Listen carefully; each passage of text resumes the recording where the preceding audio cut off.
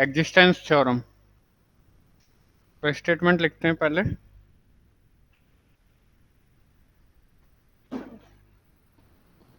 There exist a basis for each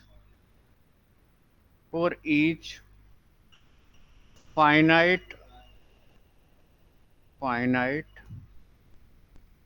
dimensional. एक finite dimensional, तो आप लोग एक बात जानते हो कि फाइनाइट डायमेंशनल और फाइनाइटली जनरेटेड दोनों सेम चीजें, ठीक है। तो अगर स्टेटमेंट में फाइनाइट डायमेंशनल लिखा हुआ है, ठीक है, अगर फाइनाइट डायमेंशनल लिखा हुआ है तो, या फाइनाइटली जनरेटेड लिखा हुआ है, तो दोनों एक ही बात है, ठीक है। हाँ, तो there exist a basis for each finite dimensional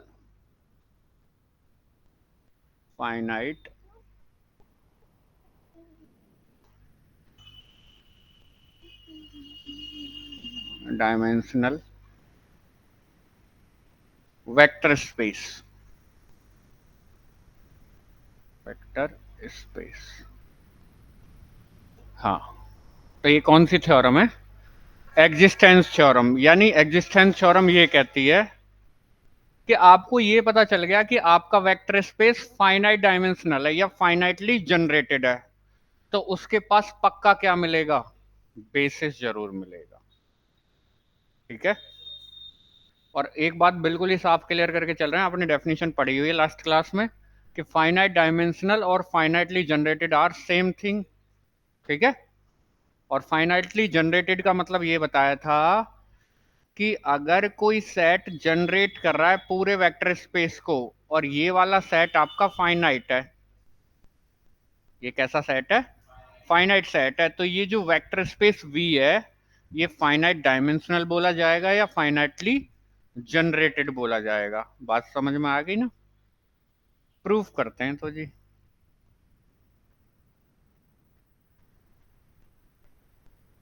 बात देखो प्रूफ की।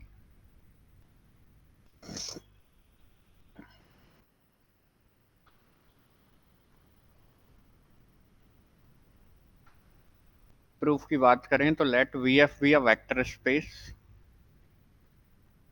Late V F be a finitely generated finitely generated vector space।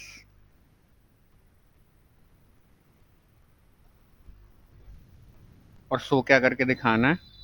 Then to show that then to show that there exist there exist a basis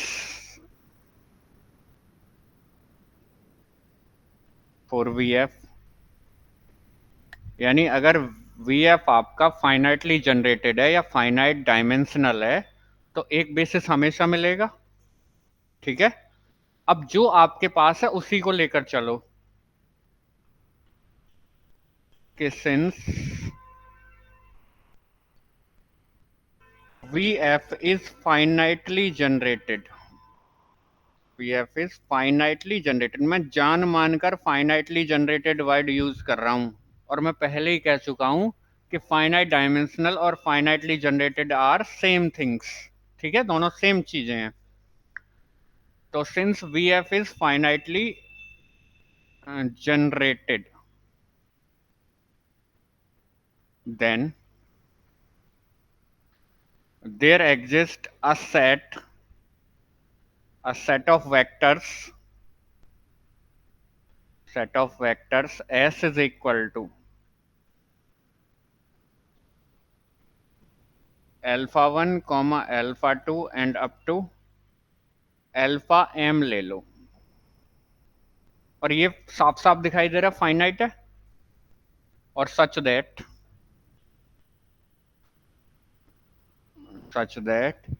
कि S generate कर रहा होगा आपके vector space we को, clear होगी बात? कल आपको बेसिस की डेफिनेशन बताई गई थी कि बेसिस के लिए दो प्रॉपर्टी हो जाएं, एक तो एस लीनियरली इंडिपेंडेंट हो जाए और एक एस जनरेट करना चाहिए पूरे वी को। ठीक है, इफ, मैं यहां से एक बात ले लेता हूं कि if S is linearly independent, linearly independent, तो this implies S is a basis of B, बन जाएगा। भाई लीनियरली इंडिपेंडेंट हो गया, जनरेट पहले से कर रहा है, तो एस क्या बन जाएगा? बेसिस बन जाएगा। लेकिन अब ये मानो कि सपोज करो एस लीनियरली इंडिपेंडेंट नहीं है, क्योंकि एक केस पर तो बात हो गई, यहां तो बेसिस मिल रहा है। लीनियरली इंडिपेंडेंट होने के केस में तो बेसिस आपको नजर आ रहा है। अब ले लेते हैं कि now if S is not linearly independent, S is not linearly independent,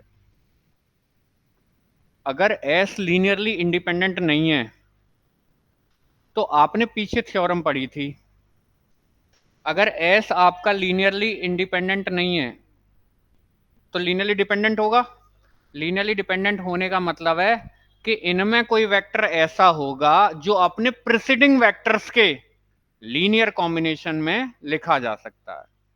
ये बात पढ़ी हुई है आपने, लीनियरली डिपेंडेंट के लिए थी, दोनों तरफ से ट्रू थी वो, एक थ्योरम फर्स्ट में थी और एक सेकंड में आई थी कि अगर लीनियरली डिपेंडेंट हो गया तो इनमें से कोई वेक्टर ऐसा आएगा जो अपने प्रीसीडिंग वेक्टर्स के लीनियर कॉम्बिनेशन के रूप में लिखा जा सकता है, यानी अपने से पहले आने वाले वेक्टर्स के। तो this implies there exist alpha I belongs to S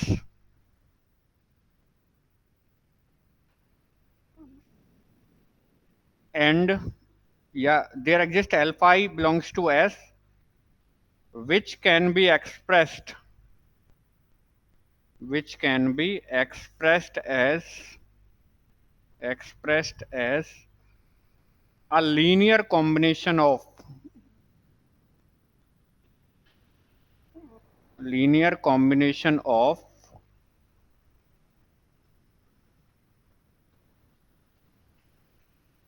its preceding vectors,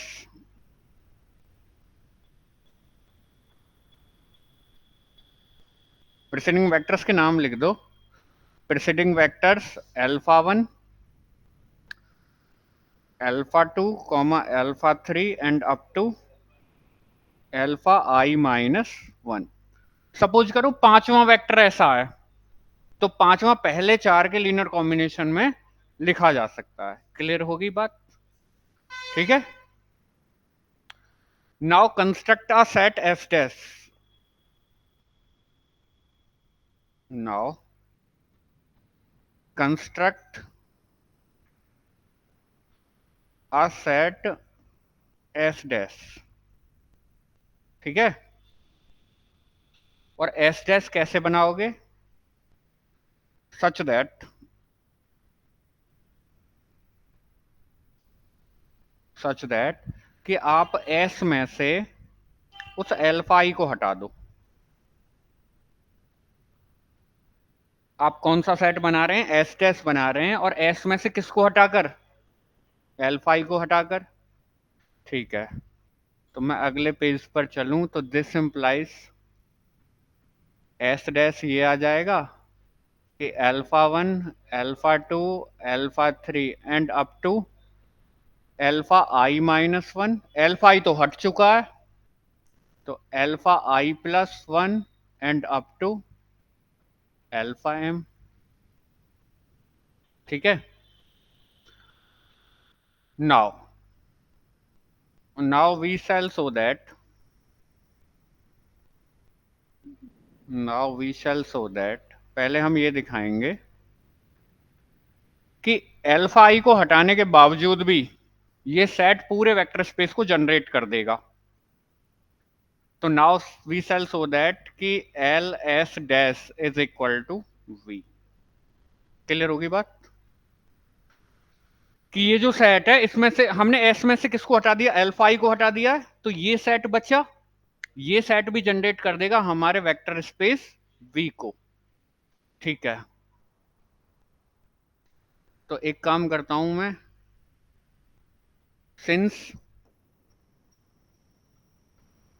आपका ये था कि आपका एस जनरेट कर रहा था वी को, वही लेकर चले थे शुरू में कि एस जनरेट कर रहा था किसी को, वी को। And let alpha belongs to V. ठीक है, तो this implies alpha can be expressed as a linear combination of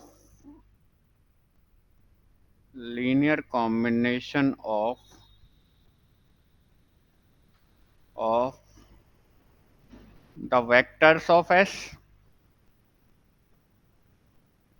तो एल्फा एस के वेक्टर के लीनियर कॉम्बिनेशंस के रूप में एक्सप्रेस हो सकता है। तो करवा दो जी। तो this implies there exist A1 B1 A1 A2 sorry A1 A2 A3 and up to AM belongs to F such that alpha को एक्सप्रेस करवा दो। तो अल्फा लिखा जा सकता है, alpha is equal to A1 alpha 1 plus A2 alpha 2 and up to, अभी सारे ही लिख दो, ए चलो डायरेक्टली लिख लो AM अल्फा M। ये alpha 1 alpha 2 alpha 3 and up to alpha M सारे के सारे कहां से आ रहे हैं, एस से आ रहे हैं। मैं बीच में बात को खोल ही देता हूं, अदरवाइज फिर लिखने का कोई मतलब नहीं होगा। इसमें AI-1 अल्फा I-1 आएगा plus AI alpha I plus AI+1 और alpha I+1 and up to AM alpha M। यानी हमारा जो अल्फा है वो एस के वेक्टर के लीनियर कॉम्बिनेशन में लिखा जा रहा है। क्लियर बात होगी। इसको नाम दे दो equation number first. Equation number first. Now since आप पीछे एक बात बोलकर आए हो कि अल्फा आई अपने प्रेसिडिंग वेक्टर के लीनियर कॉम्बिनेशन में एक्सप्रेस हो सकता है। Now since alpha I can be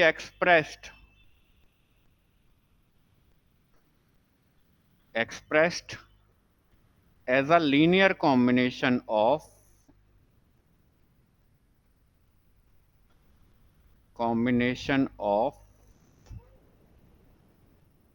alpha 1 alpha 2 and up to alpha I-1 लिखा जा सकता है। पीछे बोलकर आए हो कि अल्फा आई एक्सप्रेस हो सकता है अपने प्रेसिडिंग वेक्टर्स के लीनियर कॉम्बिनेशन में।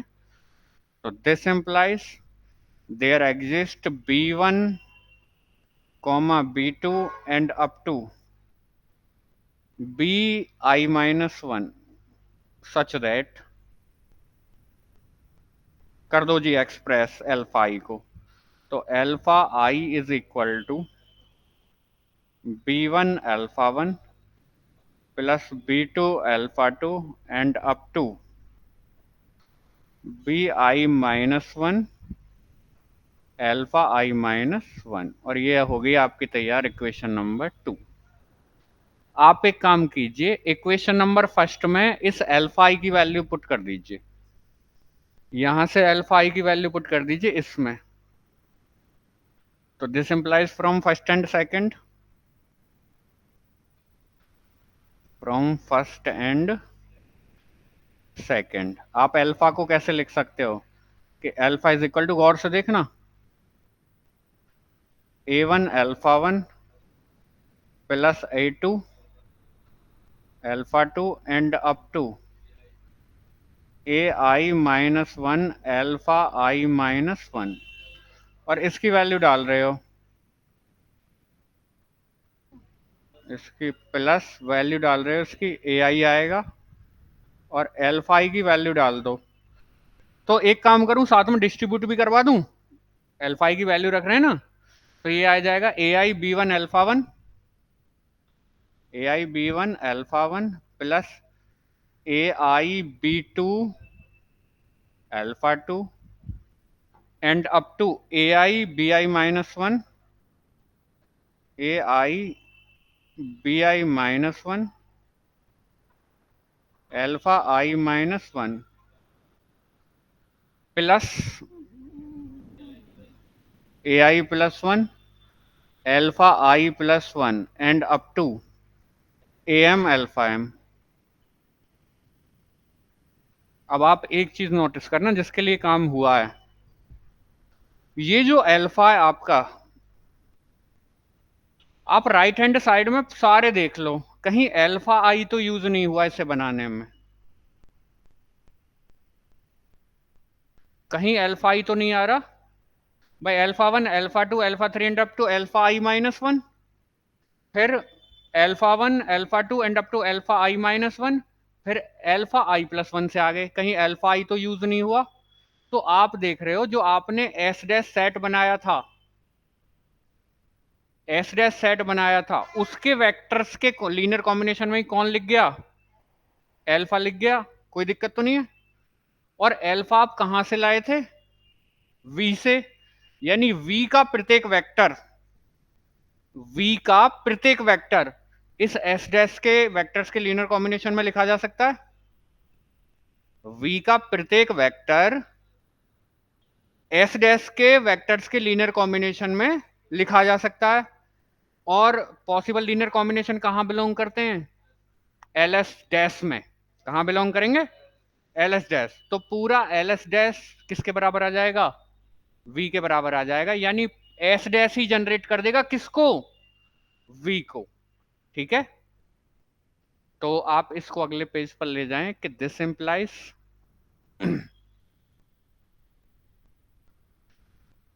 each vector of v,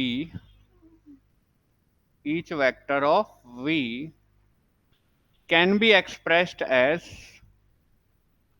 can be expressed as a linear combination of, as a linear combination of the vectors of x dash, vectors of s dash, यानी v का प्रत्येक vector किसके linear combination में express हो जाएगा, S dash के vector में। तो इससे ही हम कह सकते हैं कि पूरा S dash, sorry S dash generate कर देगा पूरे वेक्टर स्पेस v को। यानी आपने पहले s लिया था, अभी आपने क्या किया था, s लिया था, s के अंदर से एक वेक्टर को हटाकर क्या बनाया, s डैश, क्या बनाया, s डैश। ये s डैश भी जनरेट कर रहा है किसको, वेक्टर स्पेस को। If s dash is linearly independent, linearly independent,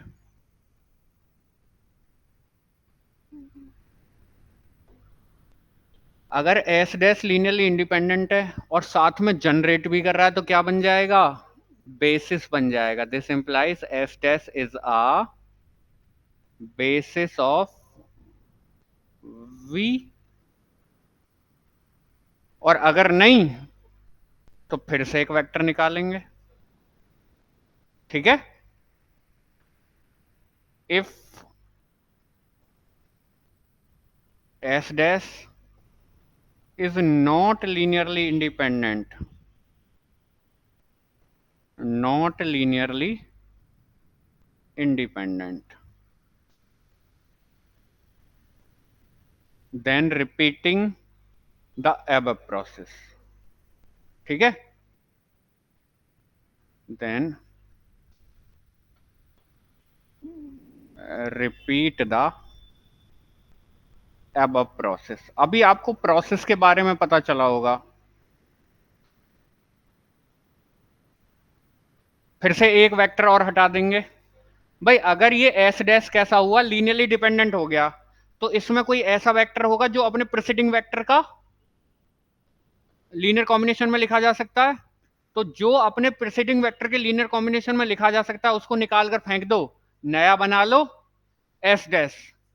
अब शुरू से कितने निकल गए, एक तो पहले निकला था, एक अब निकल गया और छोटा हो गया। अगर वो लीनियरली इंडिपेंडेंट आ जाता है, दो निकालने पर अब लीनियरली इंडिपेंडेंट आ जाता है, तो बेसिस बन गया। अगर लीनियरली डिपेंडेंट आ रहा है, मतलब जनरेट तो हर हालत में करेगा। जनरेट तो आपने दिखा दिया कि अगर लीनियरली डिपेंडेंट सेट है और जनरेट कर रहा है, अगर उसमें से एक वेक्टर निकाल देते हो तो फिर भी जनरेट करता है, वो मैंने यहां दिखा दिया। तो दो निकालने पर अगर अब लीनियरली इंडिपेंडेंट आ गया तो ठीक है, अगर नहीं आया तो फिर से कोई एक वेक्टर ऐसा होगा जो अपने प्रीसीडिंग वेक्टर के लीनियर कॉम्बिनेशन में लिखा जा रहा होगा, उसको निकाल कर आप फेंक दो।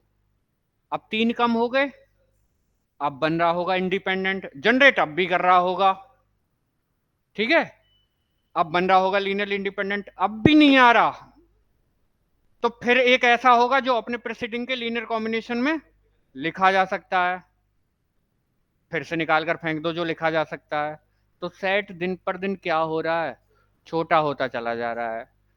सेट फाइनाइट है, जिंदगी भर तो प्रोसेस चलेगी नहीं, तो after finite number of steps आपको क्या मिल जाएगा, लीनियरली इंडिपेंडेंट सेट मिल जाएगा। मैं तो कहूं नहीं मिला, घटते घटते कभी सिंगलटन सेट तो रह जाएगा, और सिंगलटन सेट ऑलवेज कैसा होता है, लीनियरली इंडिपेंडेंट, तो उसको बेसिस बनना पड़ेगा।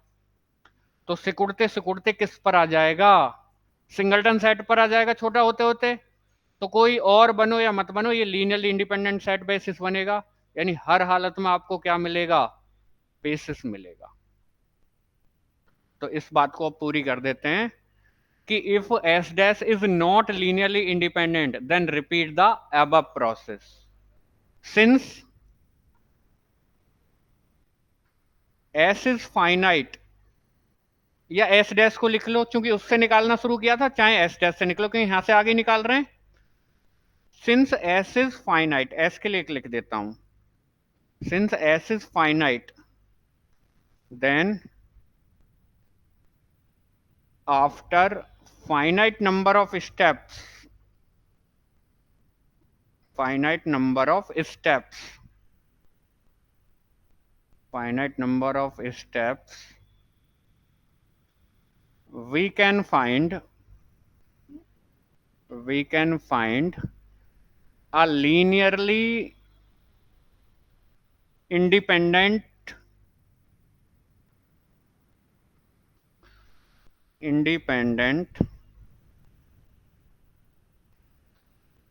subset of S which generates V। ठीक है, आप वो निकालने की प्रोसेस लगातार करते रहेंगे जब तक कि लीनियरली इंडिपेंडेंट नहीं आ जाता। लीनियरली इंडिपेंडेंट भी आ गया और जनरेट भी कर रहा है, तो आपको क्या मिल जाएगा, बेसिस मिल जाएगा। ठीक है, अभी आपने ये कहा कि वी कैन फाइंड, हम फाइंड कर सकते हैं कैसा, linearly independent subset of S. क्यों, क्योंकि घटते घटते कभी तो सिंगलटन सेट बनेगा, तो आगे लगा दो क्योंकि, because because every singleton set of non zero vector is linearly independent. आई बात समझ में। अब पीछे हमें एक सुधार करके आना पड़ेगा, जब जरूरत करते हैं तब, क्या पता घटते घटते जीरो से बच जाए, तो वो तो डिपेंडेंट हो जाएगा। तो आपका जो शुरू का जंक्शन था उसमें एक ये कहकर आओ कि जो वेक्टर थे ना वो नॉन जीरो थे। हाँ, since V F is finitely generated then there exist a set of vector S is equal to alpha 1 alpha 2 and up to alpha m. और यहाँ एक, आप यहाँ ऐसे कर लो, the set of non zero vectors लिख लो। यहाँ कैसे लिख लो, हाँ नॉन जीरो। ठीक है, इसलिए आवश्यकता पड़ गई हमें इनको नॉन जीरो करने की। हाँ, तो अब तो जीरो आएगा ही नहीं लास्टली भी, तो हम यहाँ आगे set of non zero vectors which is linearly, हाँ, singleton set of non zero vectors which is linearly independent, which is linearly independent.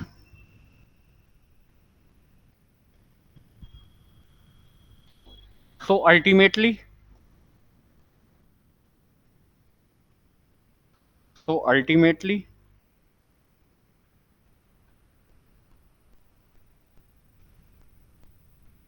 we can find a basis of V। तो हमें लास्टली क्या मिल जाएगा कि बेसिस मिल जाएगा, linearly independent होगा ही होगा, जनरेट कर ही रहा होगा, तो बेसिस मिल जाएगा। तो final statement, this implies there exist a basis for each finite dimensional vector space, finite dimensional vector space. बताइए कोई दिक्कत रही हो तो एक बार रिपीट कर लें हम जरा अपनी प्रोसेस को। आपका स्टेटमेंट ये था कि अगर आपके पास फाइनाइट डायमेंशनल वेक्टर स्पेस है, एक बार यहां ध्यान देना, अगर आपके पास फाइनाइट डायमेंशनल वेक्टर स्पेस है तो उसके पास ऑलवेज एक बेसिस मिलेगा ही मिलेगा। फाइनाइट डायमेंशनल और फाइनाइटली जनरेटेड दोनों एक ही बातें, पीछे पढ़कर आए हो। और फाइनाइटली जनरेटेड का मतलब यह है कि फाइनाइट सेट द्वारा जनरेट हो रहा होगा। तो let VF be a finitely generated vector space, then to show that there exists a basis for VF. Since VF is finitely generated, so then there exists a set of non-zero vectors. S is equal to alpha 1, alpha 2 and up to alpha m, such that कि S generate कर रहा होगा V को। अगर S linearly independent हो गया तो यही basis मिल जाएगा, जनरेट कर रहा linearly independent हो गया, क्या मिल जाएगा, basis। अगर एस लीनियरली इंडिपेंडेंट नहीं हुआ तो फिर डिपेंडेंट हो गया, और डिपेंडेंट हो गया तो इसके पास एक ऐसा वेक्टर जरूर होगा जो अपने प्रीसीडिंग वेक्टर के लीनियर कॉम्बिनेशन में लिखा जा सकता है। तो there exist alpha I belongs to S which can be expressed as a linear combination of its preceding vectors alpha 1, alpha 2, alpha 3 and up to alpha I minus 1। अब आप एक काम कीजिए, जो अपने प्रीसीडिंग वेक्टर के लीनियर कॉम्बिनेशन में लिखा जा रहा है इसको उससे निकालकर बाहर फेंक दीजिए और नया सेट बना लीजिए एस डैश। तो ऐसे बनाएंगे, S dash is equal to S minus alpha i. Construct a set S dash such that S minus alpha i तैयार करके क्या हो जाएगा, एस डैश तैयार हो जाएगा। एस में से किसको हटाने पर, एल्फा आई को। हम यहाँ लिखना भूल गए थे, कोई दिक्कत। अब आपने अपना एस डैश तैयार कर दिया, अब हमें ये दिखाना है कि ये एक एलिमेंट को हटाने के बावजूद भी जनरेट कर रहा होगा। तो now we sell so that कि ये एक एलिमेंट को हटाने के बावजूद भी जनरेट कर रहा होगा पूरे वी को। तो जनरेशन के लिए आपको एक बात पता है कि पहले से पीछे एस तो जनरेट कर ही रहा था, और एक वेक्टर ले लो वी से। तो ये alpha can be expressed as a linear combination of vectors of S. तो लिख दो जी, एस के वेक्टर के लीनियर कॉम्बिनेशन में लिख दिया। पीछे ये बोलकर आए हो कि अल्फा आई एक्सप्रेस हो सकता है अपने प्रीसीडिंग वेक्टर के लीनियर कॉम्बिनेशन में, तो उसका भी लीनियर कॉम्बिनेशन लिख दो, और अल्फा आई की वैल्यू सेकंड से उठाकर फर्स्ट में डाल दो। डाल दी। अब ये अल्फा बिना अल्फा आई के जनरेट हो रहा है, यानी एस डैश जनरेट कर रहा है। तो अगले पेज पर वही बात बोली कि each vector of V can be expressed as a linear combination of the vectors of S dash, यानी एस डैश जनरेट कर रहा होगा पूरे वी को। अब अगर ये लीनियरली इंडिपेंडेंट हो गया तो बेसिस बन जाएगा, अगर लीनियरली इंडिपेंडेंट नहीं हुआ तो फिर डिपेंडेंट होगा, फिर इसके पास एक ऐसा वेक्टर होगा जो अपने प्रेसिडिंग वेक्टर के लीनियर कॉम्बिनेशन में लिखा जा सकता है। अब की बार उसको भी हटाओ, नया सेट बना लो एस डबल डैश, ठीक है। ये एस डबल डैश भी जनरेट कर रहा होगा पूरे वी को। अगर ये लीनियरली इंडिपेंडेंट हो गया तो बेसिस बन जाएगा, नहीं हुआ तो फिर इसमें एक ऐसा होगा, फिर एस ट्रिपल डैश बनाएंगे और ये भी जनरेट कर रहा होगा। तो ये प्रक्रिया तब तक चलती रहेगी जब तक कि आप लीनियरली इंडिपेंडेंट सेट पर ना पहुंच जाओ। आप कहोगे आप कैसे गारंटी दे सकते हो कि हम पहुंचेंगे ही? अरे भैया फाइनाइट सेट है, घटते घटते कभी तो सिंगलटन हो जाएगा, और सिंगलटन वैसे होता है लीनियरली इंडिपेंडेंट। तो वही लिखा कि since S is finite, then after finite number of steps we can find a linearly independent subset of S. S के अंदर से ही तो आ रहे हैं, which generates V because every singleton set of non-zero vectors